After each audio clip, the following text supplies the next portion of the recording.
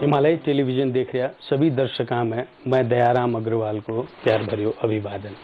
मारवाड़ी गीत संगीत, रहन सहन, खाणो पीणो, रीति रिवाज, समाज के लोगों से बातचीत को यो कार्यक्रम आपणो नेपाल आपणो गौरव में आप सबको स्वागत। आओ कार्यक्रम ना आगे बढ़ावा, देखा कुछ गतिविधियां। अग्रसेन भवन बिरता मोड़ और लायंस क्लब ऑफ बिरता मोड़ के संयुक्त आयोजन में हाल में ही निःशुल्क आंख जांचने को शिविर संपन्न होयो। ए शिविर से करीब 250 लोग लाभान्वित होया। मेची आंखा अस्पताल के सहयोग में यो शिविर संपन्न होयो।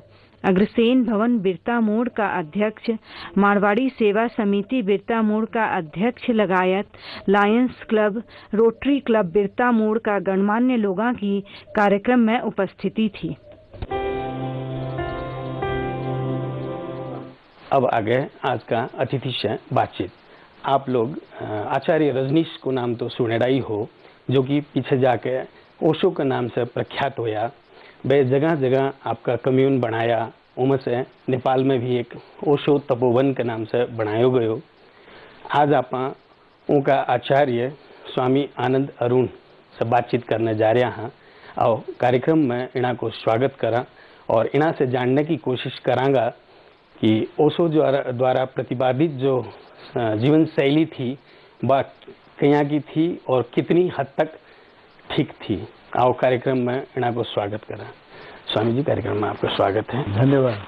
स्वामी जी, सामान्यतया ये कहा जाता है कि किसी भी धर्म या ध्यान पद्धतियों के पीछे अगर समर्पित भाव से लगा जाए तो उसके बाद गृहस्थी छूट जाती है। आप इसमें क्या कहते हैं? वही ओशो की विशेषता है। ओशो की जो विशेषता है वो इसमें है कि इसमें निषेध या छोड़ने पर जोर नहीं है। इसमें जो पिछले और सारे संप्रदाय और धर्मों में जो है कि आपको अगर फुल टाइम धार्मिक बनना है या आपको सन्यासी बनना है तो आपको व्यापार और परिवार छोड़ना होगा। ओशो का जोर छोड़ने पर नहीं, जोड़ने पर है। वो कहते हैं कि आप जहाँ हैं, जो कर रहे हैं, उसमें सिर्फ ध्यान को जोड़ देना है, आनंद को जोड़ देना है, उत्सव को और होश को जोड़ देना है। और जो छोड़ने लायक है, जैसे क्रोध है, हिंसा है, शराब पीने की आदत है, वो आपको धीरे धीरे अपने छोड़ के चली जाए। ओशो की जीवन पद्धति का नाम सुनते ही लोगों में आज भी एक नकारात्मक भावना रहती है, या यूं कहें कि उनका नाम लेते ही लोगों में सबसे पहले ओपन सेक्स दिमाग में आता है।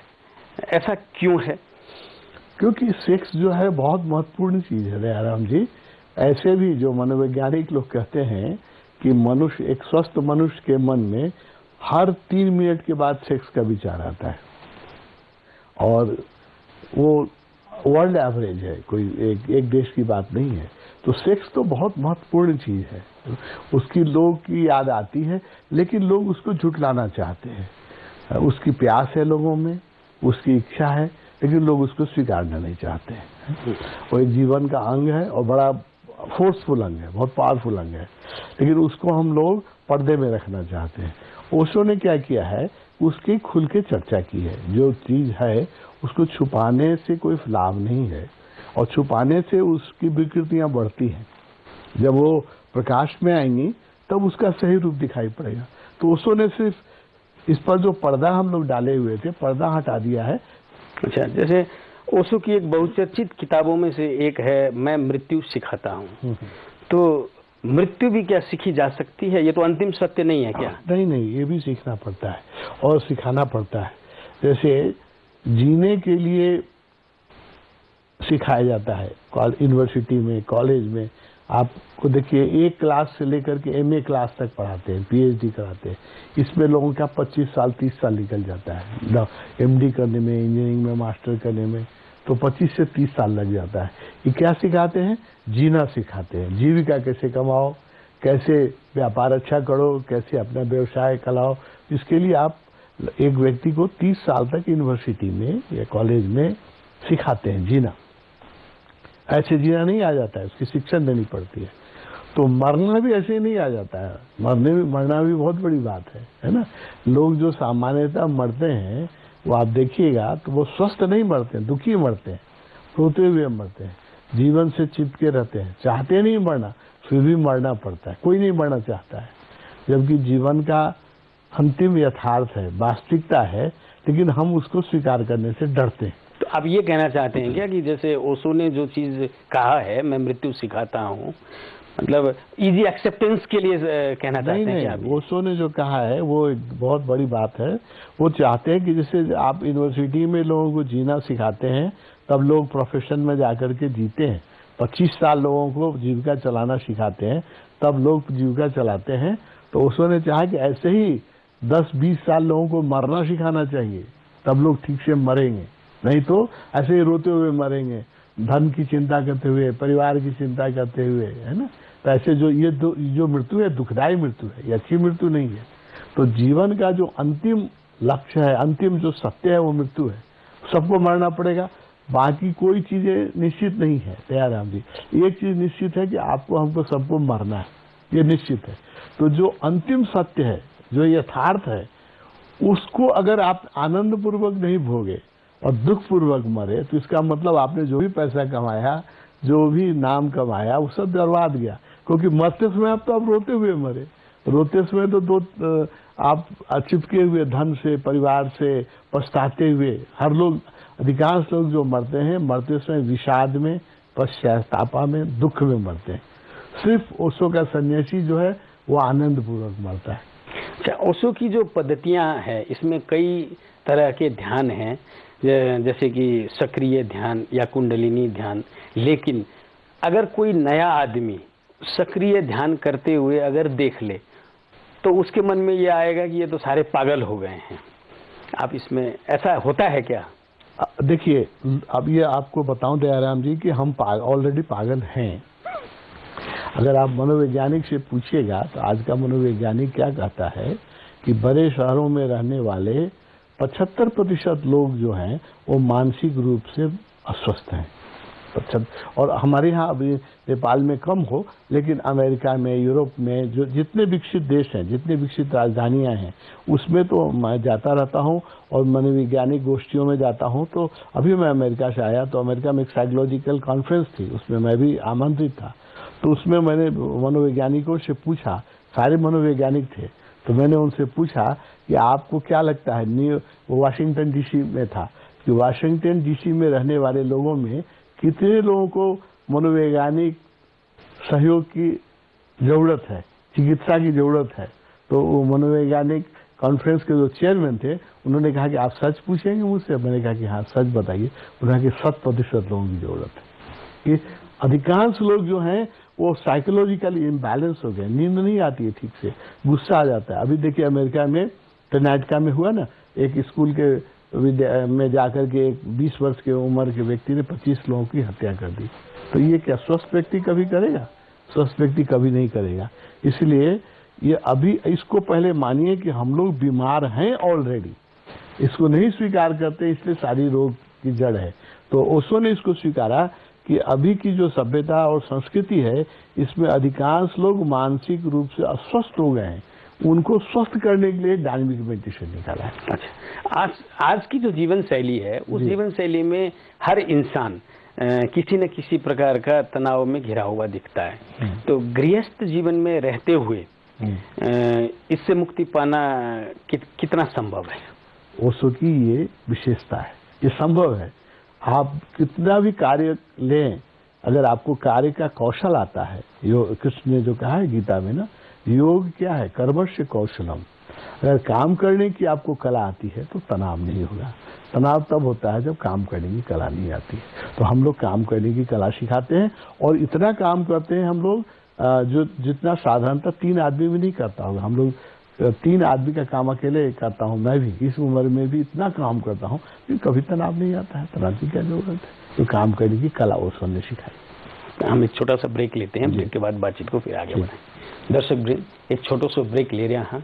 ब्रेक के बाद बातचीत में फिर से आगे बढ़ावांगा, लेकिन ब्रेक में जाने से पहले यह हफ्ते को दर्शक प्रश्न एक बार जो हफ्ता को ब्रेक के बाद आप सबको फिर से स्वागत है।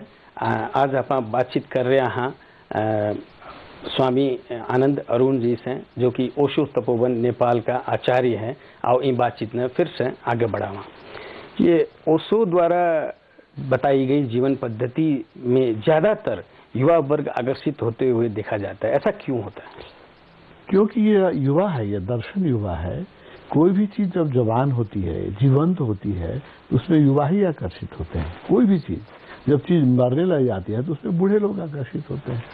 तो जो विचारधारा मरने लग जाती है उसमें बूढ़े लोग आपको दिखाई पड़ेंगे, जिनको जीवन से निराश हो गए हैं, जिनमें शक्ति नहीं है, जिनको कुछ करना नहीं है, तो धर्म की सभा में जाके पीछे बैठ जाते हैं। प्रवचन चलता रहता है, आधे लोग तो सोए होते हैं धार्मिक प्रवचन में, या सुन आंख खुली भी रहती है तो समझते कितना है, समझते नहीं है, क्योंकि वो जीवन से थक गए। अब ये ओशो का दर्शन तो जीवंत दर्शन है, नया दर्शन है। इसमें तो वही शामिल होंगे जिनके खून में अभी गर्मी है। इसलिए किसी भी नए दर्शन में युवा ही शामिल होते हैं, और नया दर्शन भी युवा ही देते हैं। देखिए, जो नया दर्शन शंकराचार्य, विवेकानंद, जीसस, ये सब युवा थे। उसको भी तो युवावस्था में ही शुरू किया। तो ये जवानी का ही खेल है, बुढ़ापे का खेल नहीं है ये। अच्छा, जैसे संभोग एक ऐसा शब्द है जिसके नाममात्र लेने से इंसान में एक प्रकार का रोमांच भर जाता है। तो संभोग के माध्यम से समाधि कैसे पाई जा सकती है? अब आपने ही कहा कि नाम मात्र से मन में लोगों में उत्सुकता, रोमांच भर जाता है। कितना शक्तिशाली शब्द है, देखिए, है ना।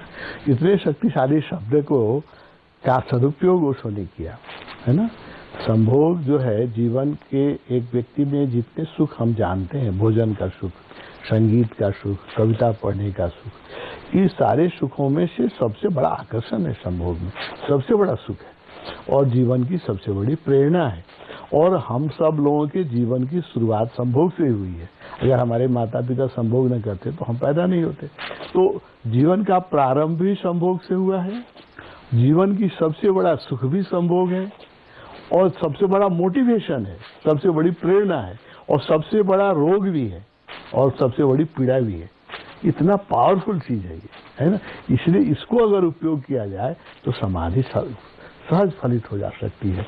इसलिए ओशो ने संभोग से समाधि की बात की कि it is a great force, it is a great motivation, है ना, इंस्पिरेशन है, ये शक्ति है।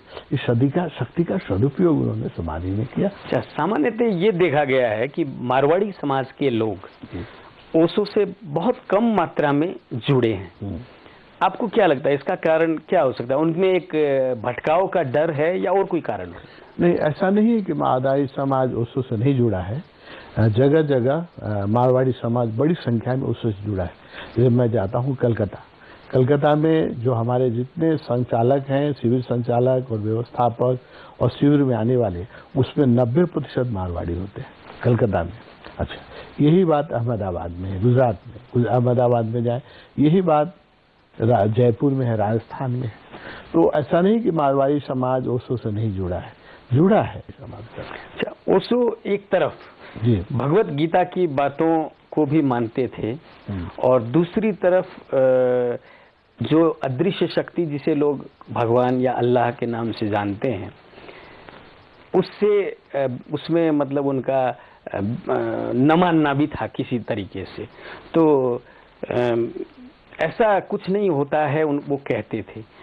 ये ऐसा विरोधाभास क्यों था? देखिए, सत्य जो है उसमें दोनों पोल समाहित होते हैं। जैसे जो एग्जिस्टेंस है उसमें दिन भी है और रात भी है। तो विरोधाभासी है ना, दिन में उजाला होता है, रात में अंधकार हो जाता है। तो आप कहेंगे कि भाई ये तो विरोधाभास हो रहा है। तो जीवन में जहाँ सर्वांगीण सत्य है उसमें विरोधाभास होगा ही। जीवन के साथ मृत्यु है, जो जन्मते हैं उनको मरना ही पड़ता है, जो मरते हैं उनको फिर जन्म लेना पड़ता है। कैसा विरोधाभास है? तो आप कहते हैं भाई जीने वाले क्यों मर रहे हैं, तो विरोधाभास कर रहे हैं। मरने वाले फिर क्यों जन्म रहे हैं, डर रहे हैं। जो चीज नई है वो पुरानी होगी, टूटेगी। ये सब विरोधाभास है जीवन। तो इसीलिए जो दर्शन संपूर्ण होगा उसमें विरोधाभास होगा ही। जो दर्शन एकाकी होगा उसमें विरोधाभास नहीं होगा। तो ओशो का जो दर्शन है वो पूरा संपूर्ण दर्शन है। गीता का भी जो दर्शन है वो संपूर्ण दर्शन है। इसलिए मैं आपको बताऊं, गीता में मैं 1000 विरोधाभास खोज दूंगा। कृष्ण के वचन में 1000 विरोधाभास है। तो कृष्ण कहीं कहते हैं कि अर्जुन सबसे श्रेष्ठ जो है वो कर्मयोग है, तू कर्म में लग। जब कर्मयोग की बात करते हैं, जब ज्ञान योग में जाते हैं तो कहते हैं कृष्ण कहते हैं कि अर्जुन सबसे श्रेष्ठ जो है सो ज्ञान योग है, तो सबको छोड़ ज्ञान योग में लग। जब भक्ति की बात कहते हैं कृष्ण कि आज तक मैंने जो कहा सब भूल जा, मेरी एक शरण में आ, मैं तुझे मुक्त कर दूंगा। अब देखिए, इससे ज्यादा विरोधाभास, गीता से बड़ा विरोधाभासी साहित्य तो कोई हो ही नहीं सकता। अच्छा, आज का युवा वर्ग अपने धर्म, संस्कृति, संस्कार, ये तीनों चीजों को करीब करीब भूलता जा रहा है, और जिसके कारण से समाज में विकृतियां भी बढ़ती जा रही है। इसको कैसे रोका जा सकता है?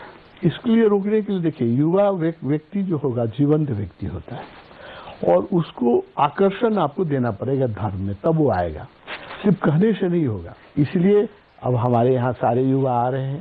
आप ही ने कहा कि युवा आकर्षित हो रहे हैं। युवा क्यों आकर्षित हो रहे हैं? क्योंकि हम उनको स्वाद दे रहे हैं कि ओशो धर्म में देखो कितना आनंद है, जीवंत आनंद। ये आनंद आप दीजिए, जहां भी आप आनंद दीजिएगा वहीं युवा जाएगा। हिमालय टेलीविजन से बातचीत करने के लिए आपका बहुत बहुत आभार है, और ये हिमालय टेलीविजन की तरफ से छोटी सी भेंट आपके लिए। बहुत बहुत धन्यवाद। अभी आप बातचीत कर रहा था ओशो तपोवन का आचार्य स्वामी आनंद अरुण जी से, और आप लोग इना की बातचीत सुनिया, और ये युवा वर्ग के लिए विशेष करके जो भी बातचीत बताया है, इन पर आप लोग जरूर गौर करोगा। इतना कहते हुए अब जाते जाते पिछला हफ्ते पूछे गए दर्शक प्रश्न को जवाब, उनका विजेता को नाम बताने जा रहे हैं, और इन हफ्ते को दर्शक प्रश्न एक बार फिर से। गत हप्ता सोधिएको प्रश्न, विजेताको नाम आउँदो शनिबार बिहान 10:30 बजे आफ्नो नेपाल आफ्नो गौरवमा घोषणा गरिनेछ। आज के लिए यो कार्यक्रम इतना ही, मैंने भी इजाजत दो, और ए कार्यक्रम के बारे में कोई भी आपकी सलाह, सुझाव, प्रतिक्रिया हो तो मेरे से टेलीफोन संपर्क कर सको हो 98 498 23 804 पर, या ईमेल संपर्क कर सको हो आपनो nepal@himalaytv.com पर, और अब आप फेसबुक संजाल में भी हाँ आपनो नेपाल पेज पर जाकर के सारी जानकारी ले सको हो, और पुराना एपिसोड देखने के लिए YouTube में लॉग ऑन कर सको हो। नमस्कार।